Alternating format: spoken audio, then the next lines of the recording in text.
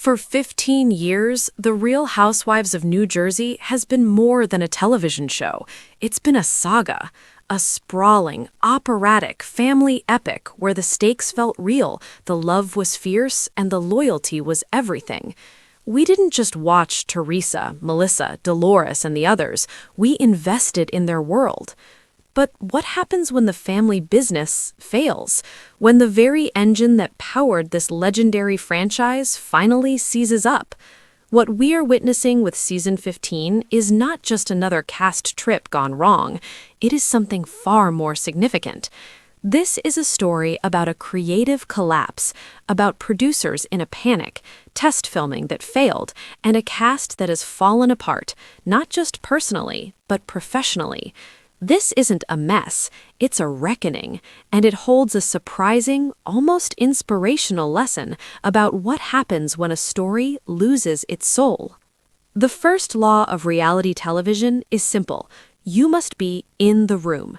You have to show up, engage, and be willing to build a scene, even if that scene is an argument. For over a decade, the Gorga-Giudice War provided endless, combustible fuel. It was the core conflict, the central mystery, the will they or won't they of familial fracture. But a war has a life cycle, and insiders report that season 15 has hit the final, dysfunctional stage, the silent treatment. Not the dramatic, slammed-door silence of a fight, the absolute, zero communication, legally vetted silence of a business dissolution.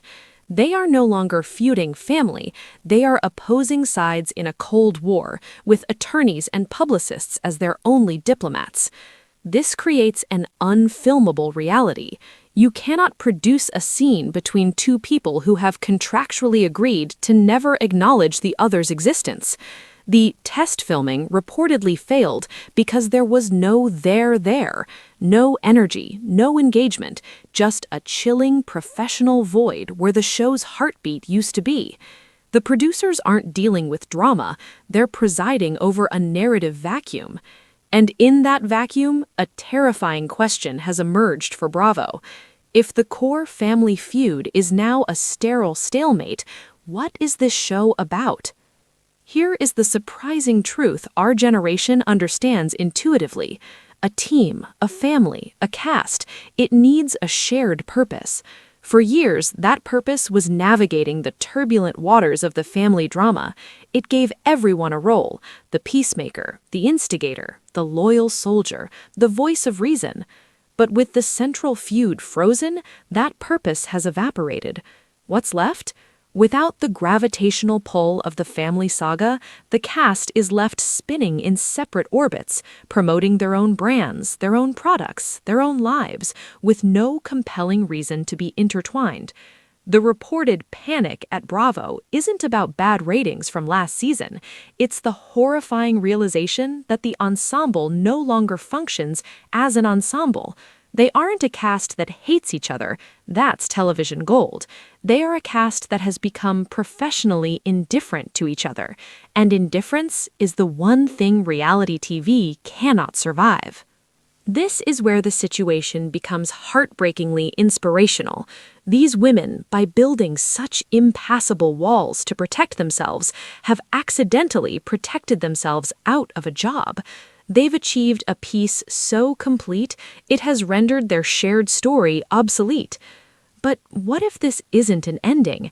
What if this messy, painful collapse is actually a brutal, necessary rebirth?